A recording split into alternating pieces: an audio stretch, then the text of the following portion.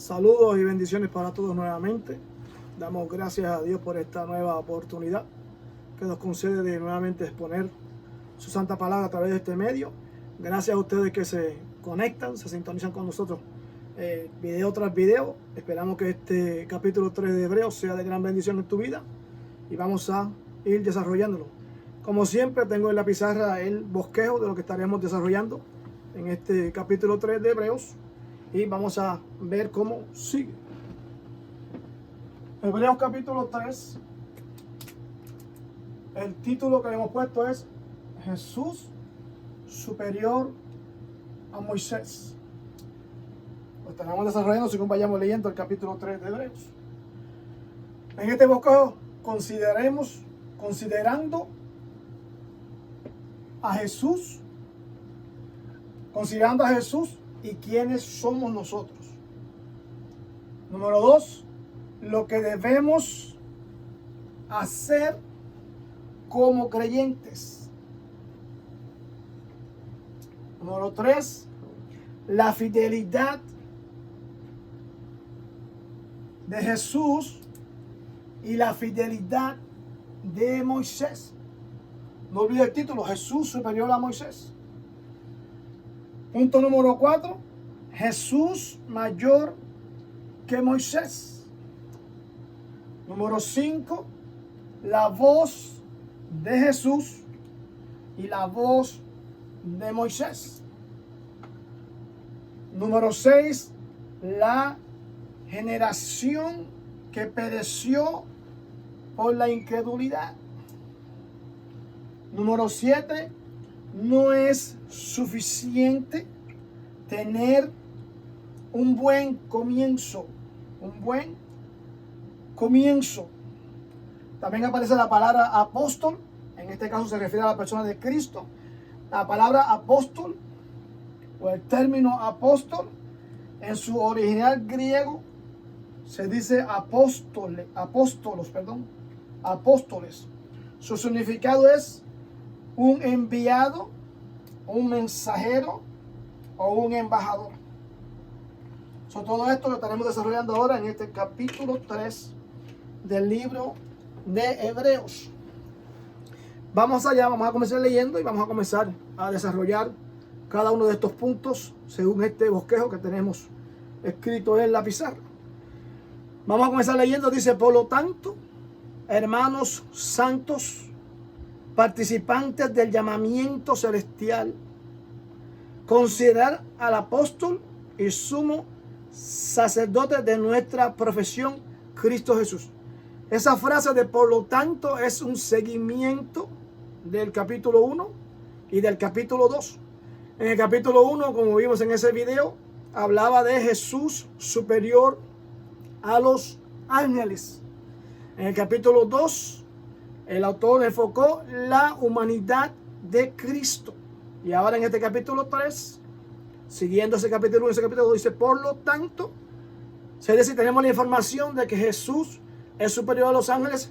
Tenemos información de que Jesús se hizo carne, que hay un Jesús humano que habitó en este mundo. Y ahora, considerando esos dos puntos de partida, habla entonces de Jesús superior a Moisés. Dice: por tanto, hermanos santos, en ese versículo que leímos, versículo 1, por tanto, hermanos santos, participantes del llamamiento celestial. Por tanto, dice que nos ha dejado la imagen de Cristo como sumo sacerdote celestial. Ya que esto es una verdad indiscutible, nos enseña quiénes somos nosotros. Entender quiénes somos nosotros a la luz de quién es Cristo y lo que Cristo ha hecho por nosotros es esencial para continuar una vida cristiana saludable. Nos guarda de las profundidades del desaliento que enfrentamos los cristianos. Es decir, que esta información de saber que Jesús es nuestro sumo sacerdote y de que somos llamados hermanos santos y participantes del llamamiento celestial nos alienta, nos esfuerza, nos concientiza a permanecer firmes en la palabra de Dios, firmes en la fe. Somos hermanos santos. ¿Por qué? Porque nuestro Padre Celestial ha dado a su santo sumo sacerdote y no se avergüenza de llamarnos hermanos. Esto lo desarrollamos en el video pasado, en el libro de Hebreos capítulo 2, capítulo 2, versículo 11. Debemos de tomar estas palabras como palabras de aliento y de ánimo y sentirnos bendecidos al saber que Jesús nos llama hermanos santos. Somos participantes del llamamiento celestial. Debido a que Jesús está comprometido o cumplió con la misión de morir en la cruz del Calvario con el propósito de llevar hijos al reino, Jesús está comprometido a llevar muchos hijos a la gloria. Lo leímos también la semana pasada, en el video pasado, en el capítulo 2 de Hebreos, versículo 10. Somos sus compañeros en su llamamiento celestial.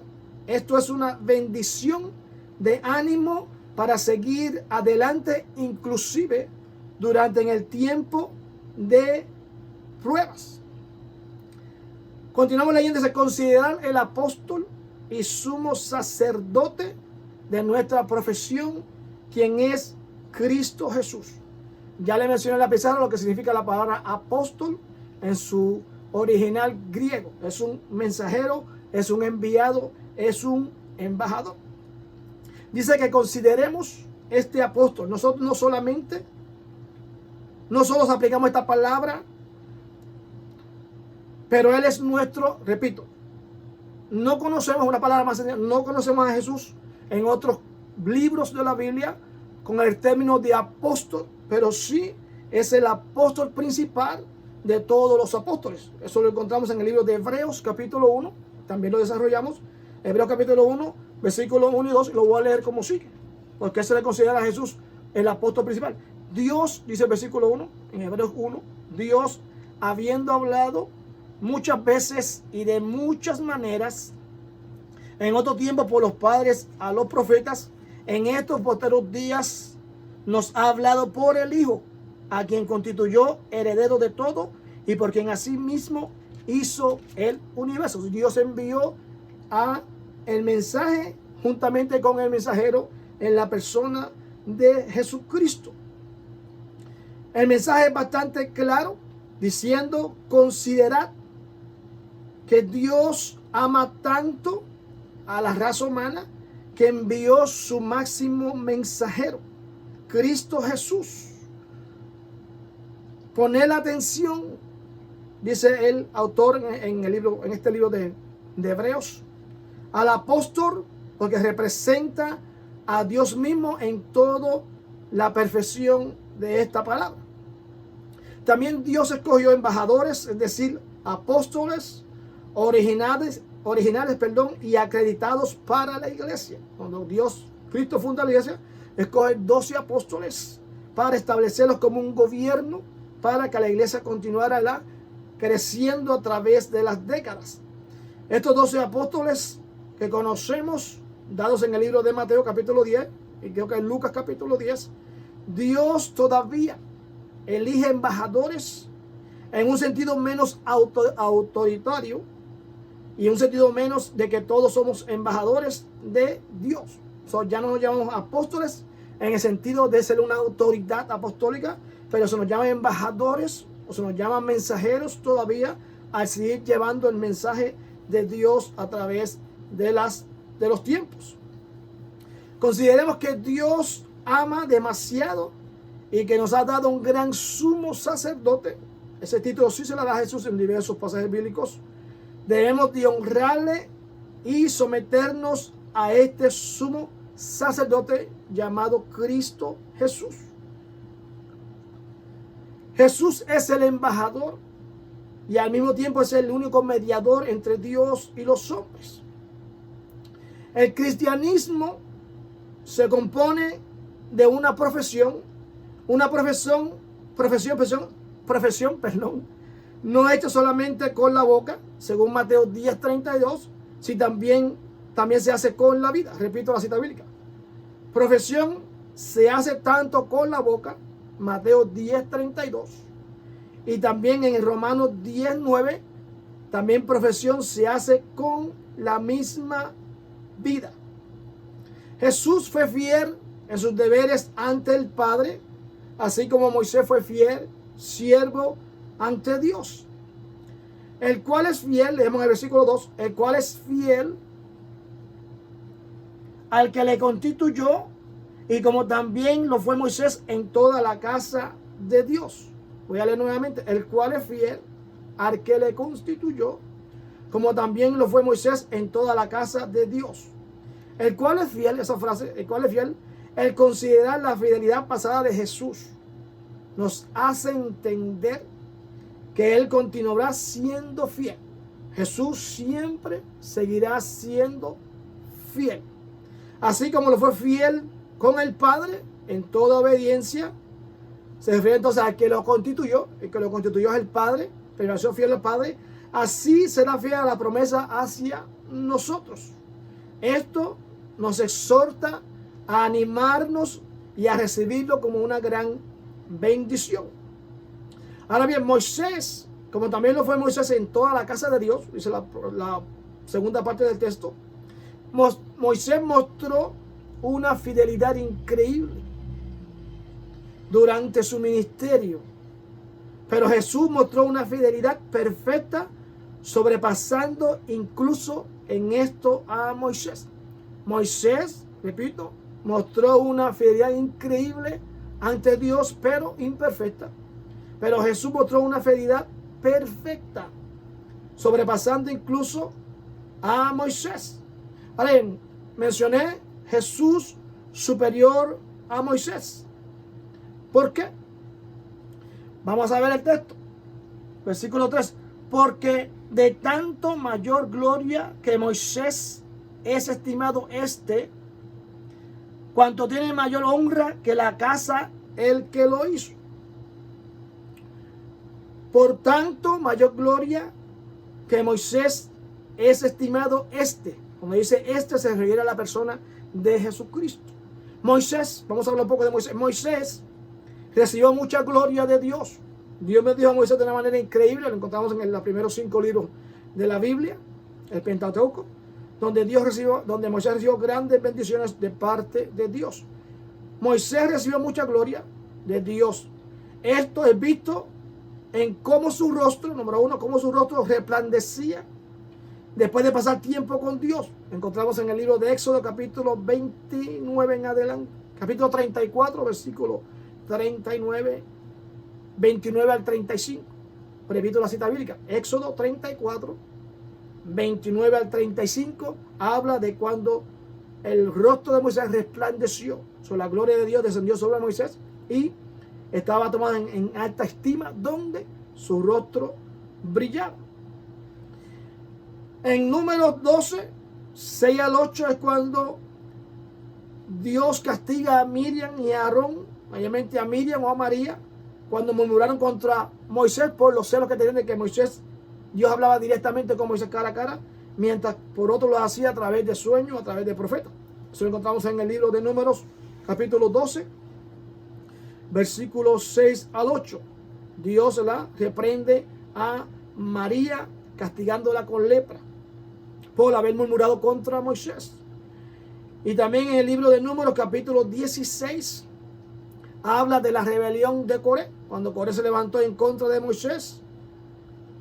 Y dice que Coré sobre otros 200 hombres se levantaron contra Moisés en una rebelión. Dice que Dios abrió la tierra y tragó y mandó vivos al Seol a Coré y a todos sus seguidores. Esa es la manera que Dios había bendecido y protegido a Moisés. Cuán grande era Moisés entonces frente a la nación de Israel, y aún en los tiempos presentes reconocemos y vemos cuán grande Dios tenía en alto a Moisés. Continuamos leyendo el texto. Dice: por tanto, mayor gloria que Moisés es estimado Ahora se refiere a la persona de Cristo. Dice: Jesús recibió mucha más gloria del Padre en su bautismo, Cuando Cristo fue bautizado en Mateo capítulo 3, versículos 16 al 17, dice que se abrieron los cielos y se oyó una voz que decía: este es mi hijo amado en el cual tengo complacencia. También el libro de Marcos capítulo 9, versículos 7 en adelante, habla de la transfiguración de Cristo. Cristo tomó 3 hombres, tomó a Juan, Jacobo y Pedro y los llevó al monte aparte y se transfiguró frente a ellos. Y en la resurrección, Hechos capítulo 2, versículos 26, 27, 26 al 33, habla Pedro entonces de los salmos mesiánicos, señalando que Cristo era el esperado, el Mesías escogido por Dios para la nación o para las naciones. Versículos 3 al 6, la parte B del versículo 3, dice: ¿cuánto tiene mayor honra que la casa el que la hizo? Porque toda casa es hecha por alguno, pero el que hizo todas las cosas es Dios. Moisés, a la verdad, fue fiel en toda la casa de Dios como siervo, para testimonio de lo que se iba a decir. Pero Cristo como hijo sobre su casa, el cual casa somos nosotros, si retenemos firmes hasta el fin la confianza y la gloria en la esperanza. La pregunta aquí es: ¿por qué recibe Jesús mayor gloria que Moisés? Moisés es siervo de la casa, mientras Cristo es dueño de la casa. ¿Cuánto mayor gloria o cuánto mayor honra tiene el que hizo la casa?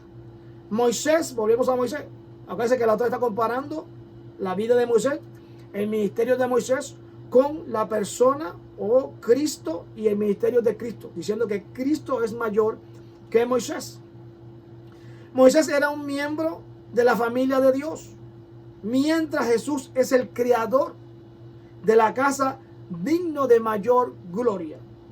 Según los rabinos, consideraban a Moisés el hombre más importante que ha existido, e inclusive muchos de ellos lo veían como igual a un ángel.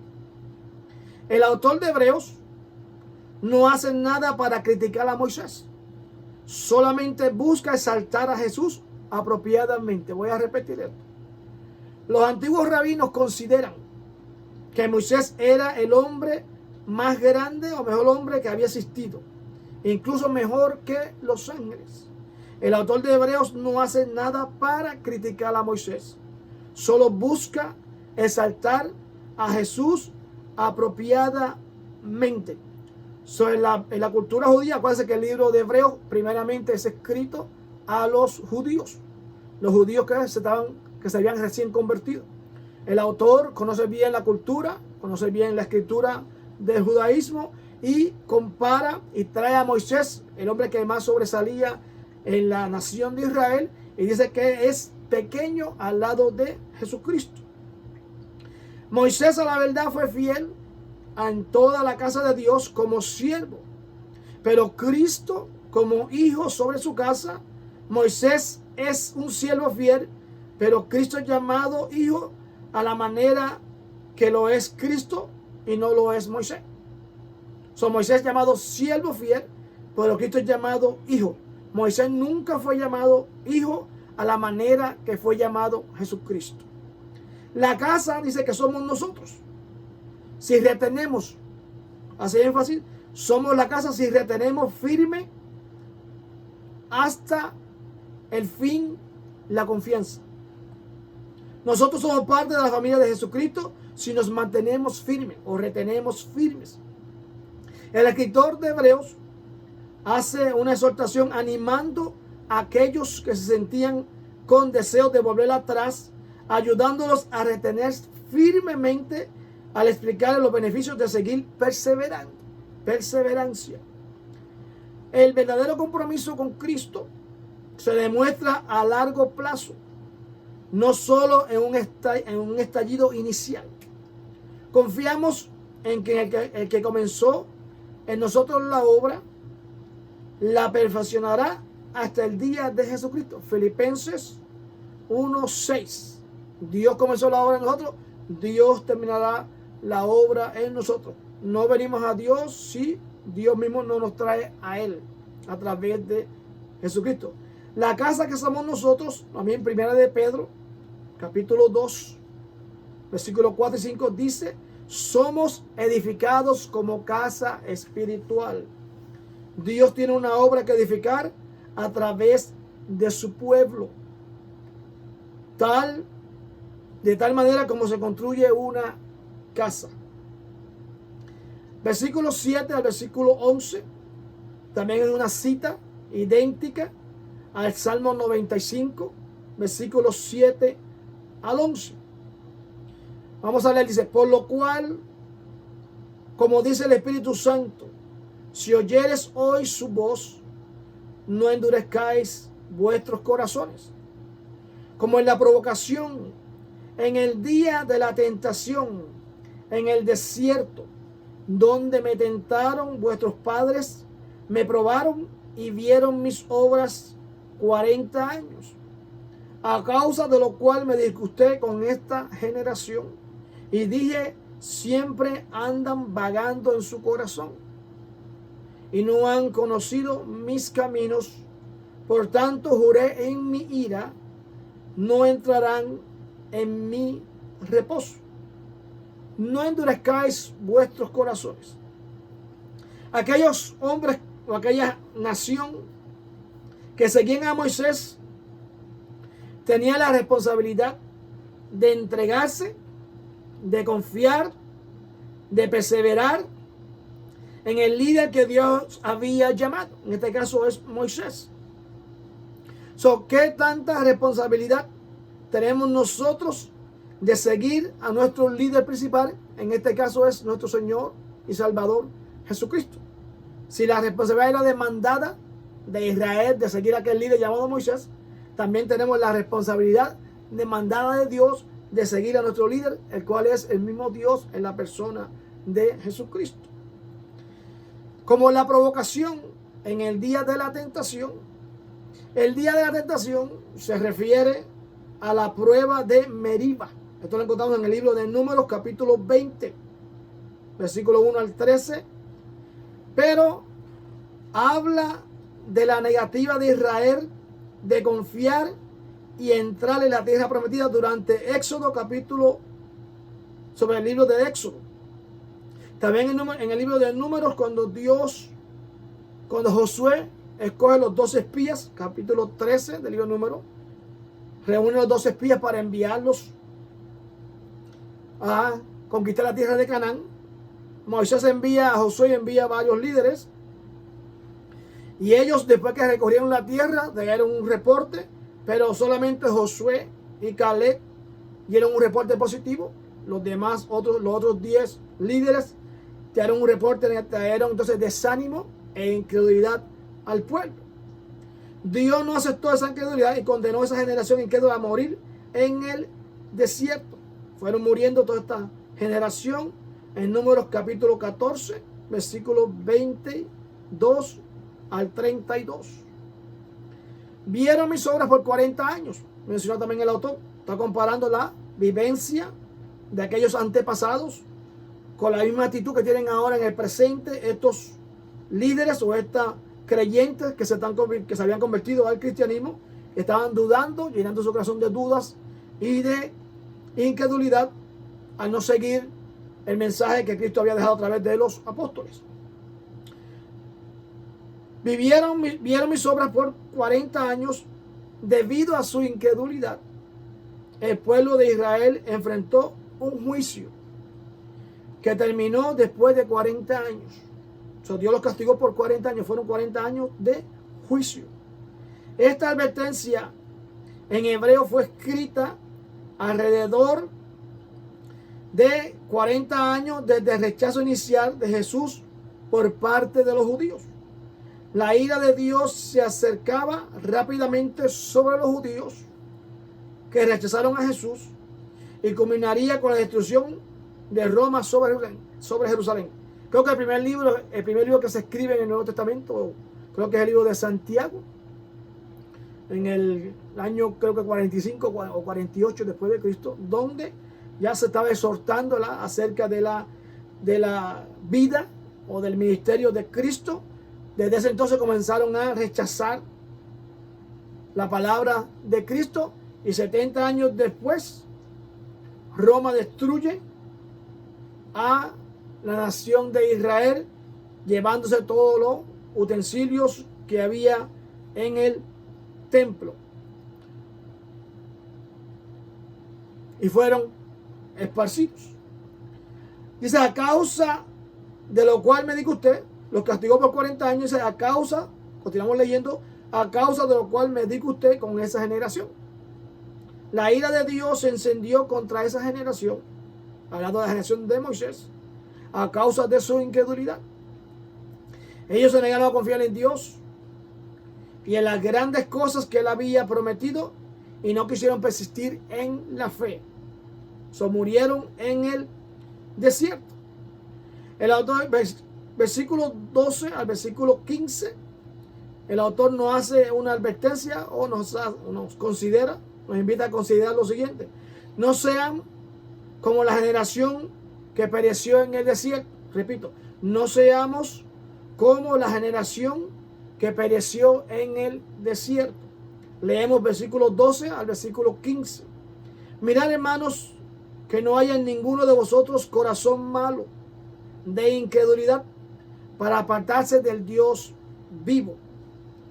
Antes exhortaos los unos a los otros cada día, entre tanto que se dice hoy, para que ninguno de vosotros se endurezca por el engaño del pecado.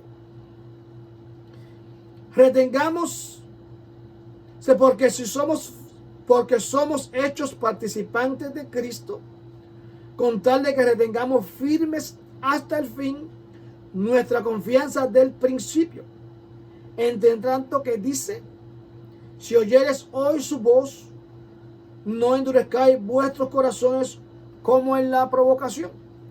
Vuelve el autor y nos conecta, nos lleva al tiempo de Moisés, nos hace la exhortación que no practiquemos o sigamos en la desobediencia o la incredulidad que practicó el pueblo de aquella generación, los cuales terminaron pereciendo en el desierto. Dice que no haya ninguno de vosotros con corazón malo de incredulidad.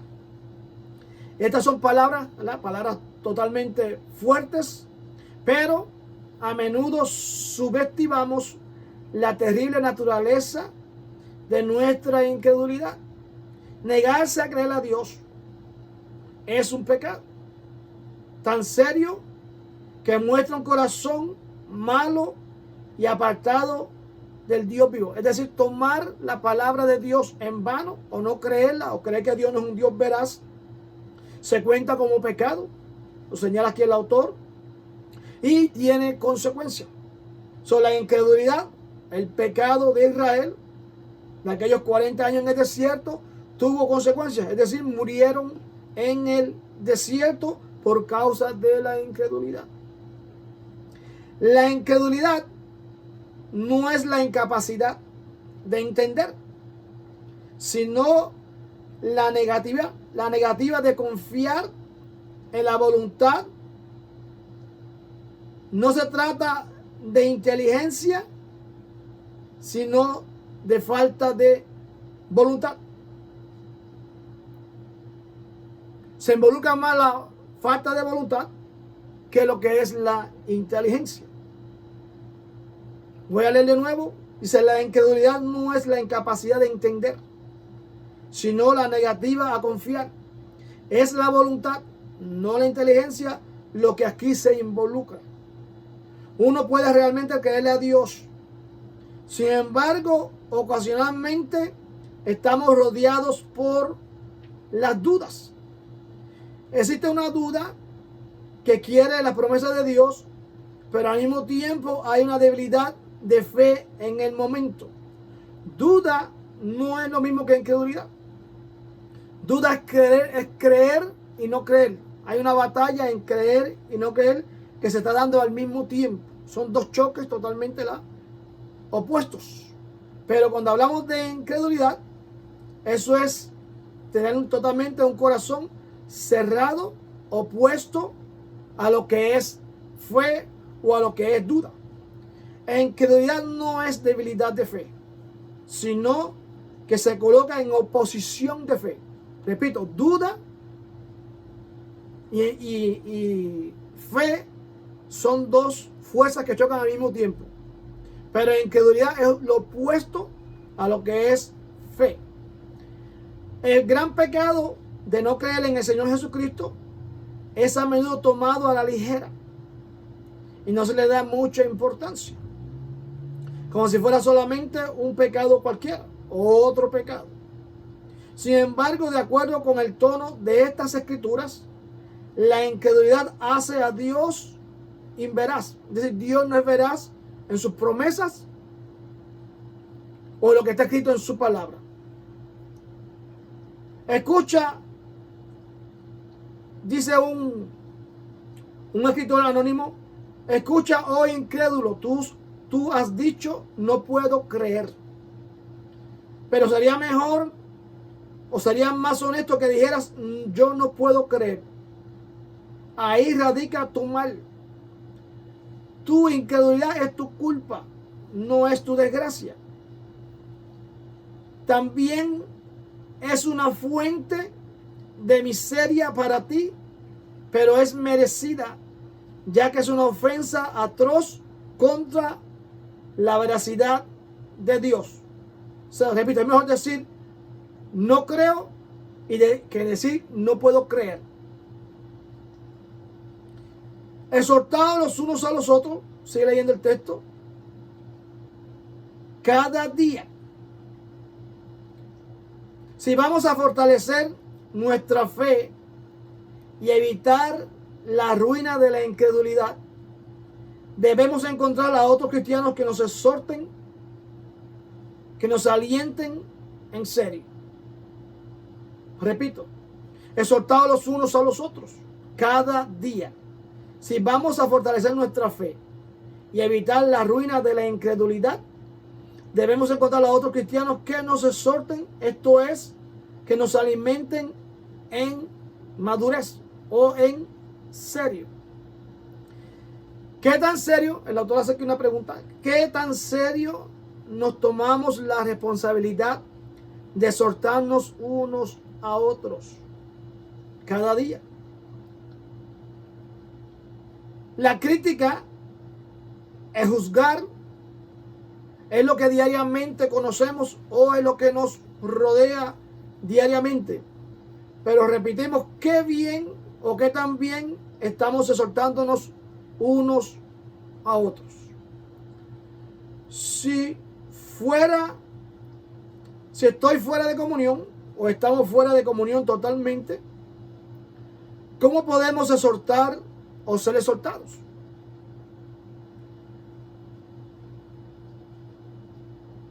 Este énfasis es todo lo contrario a la forma de pensar de nuestra sociedad. Aquí entonces hay una encuesta de lo que piensan el público en general y de lo que piensan los creyentes en general. Vamos a la encuesta de un 78% de lo que piensa el público en general. El público en general, el 78% piensa que podemos ser cristianos sin asistir o sin ir a la iglesia o sin estar unido a una iglesia. Eso lo piensa el público en general. Ese es el 78%. El 70% de los creyentes que van a la iglesia dicen que sí se puede ser cristiano sin asistir a la iglesia. ¿Qué usted piensa? El engaño del pecado, el pecado de la incredulidad tiene sus raíces en el engaño. La incredulidad nos endurece. O sea, para que ninguno de vosotros se endurezca, la incredulidad y el pecado son engañosos, porque cuando somos incrédulos en cuanto a Dios, nos dejamos de creer, simplemente empezamos a creer en el engaño. Es decir, si no crees en Dios o si no creo en Dios, entonces ¿en qué creo? Siempre el ser humano se inclina a creer en algo o en alguien. Si descartamos a Dios, terminaremos entonces creyendo en algo o en alguien. Continuamos entonces con el siguiente verso, con el verso 14. Porque somos hechos participantes de Cristo, con tal que retengamos firme hasta el fin nuestra confianza de principio. Si en verdad nos hemos hecho participantes de Cristo, si en verdad hemos escuchado su voz, entonces retendremos firmemente hasta el fin nuestra confianza del principio. En Filipenses 1:6, Pablo presenta la misma idea. Aquí hay otra nota de otro comentarista, dice, pero no es suficiente como para dejar el asunto como un fatalista. Fatalista es una persona que no cree en segundas oportunidades.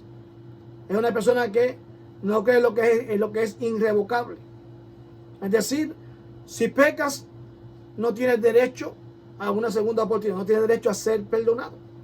Repito, pero esto no es suficiente como para dejarlo el asunto como un fatalista. Toda esta escritura que hemos leído no es para verla como si fuéramos un fatalista, que no tenemos remedio. Si en verdad has sido salvo, resistirás. Tenemos que darnos cuenta de que Dios usa estas advertencias y apela a nuestra voluntad, mientras que Satanás pretende desarrollar la resistencia en nuestras vidas. Satanás sí es un fatalista, es un acusador. Dice que no endurezcáis vuestros corazones. Con frecuencia decimos que nuestros corazones han sido endurecidos por otros o por otras circunstancias. Pero la verdad es que nosotros endurecemos nuestro propio corazón en respuesta a los que nos puedan hacer. Dice que reaccionamos de acuerdo al ambiente que nos rodea. Versículo 16 al versículo 19. No es suficiente tener un buen comienzo.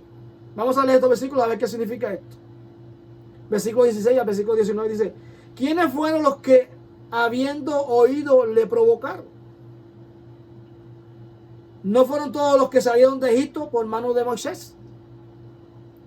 ¿Y con quienes estuvo él disgustado 40 años? ¿No fue con los que pecaron, cuyos cuerpos cayeron en el desierto? ¿Y a quienes juró que no entrarían en su reposo, sino aquellos que desobedecieron? Y vemos que no pudieron entrar a causa de la incredulidad.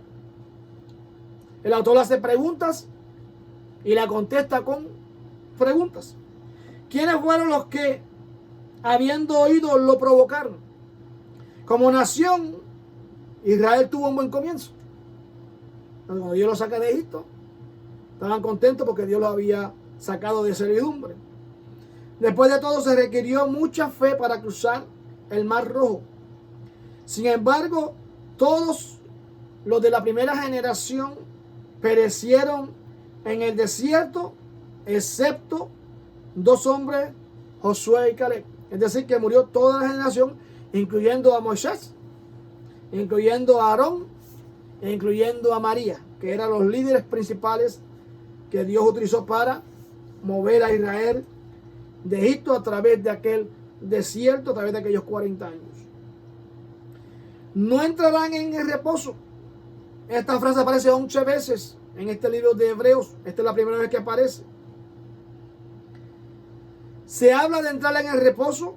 Este reposo será detallado a profundidad en los siguientes capítulos. Pero aquí es revelada la clave para entrar en el reposo. ¿Cuál es la clave para entrar en el reposo? Creer, no ser incrédulo.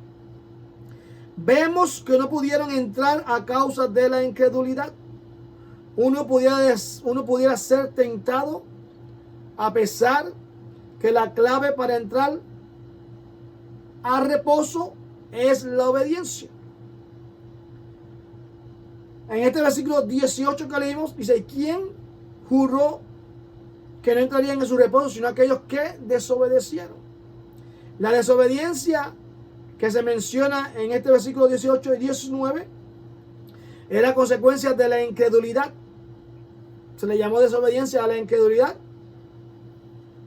Vino primero la incredulidad y luego vino la desobediencia. Fueron desobedientes por causa de la incredulidad.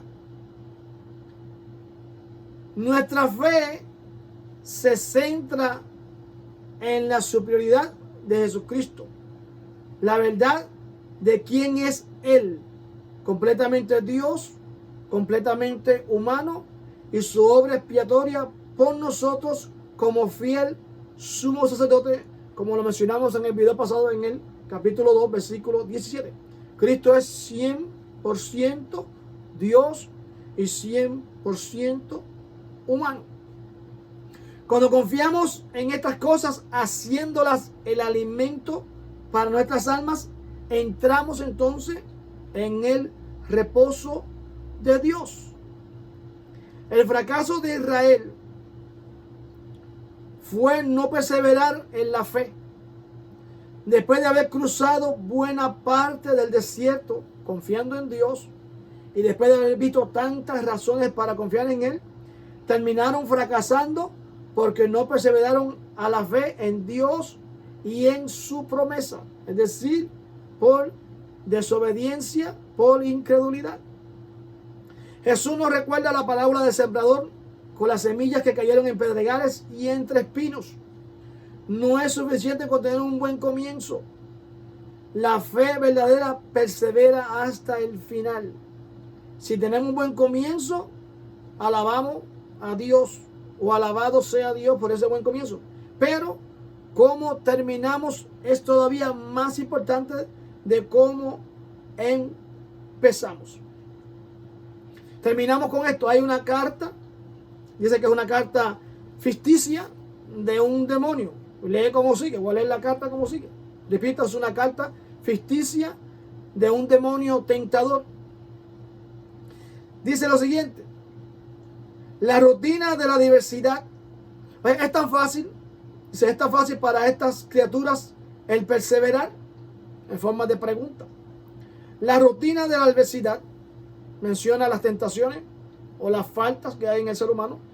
Número 1, la rutina de la adversidad, la decadencia en los amores juveniles, las desesperanzas juveniles, la desesperación cuando están los problemas o cuando hay algún tipo de dolor, las tentaciones crónicas que vienen día tras día, la tristeza que se vive diariamente en sus vidas, el resentimiento incoherente con que le enseñan a reaccionar sobre ella, es decir, que reaccionamos de acuerdo a las circunstancias.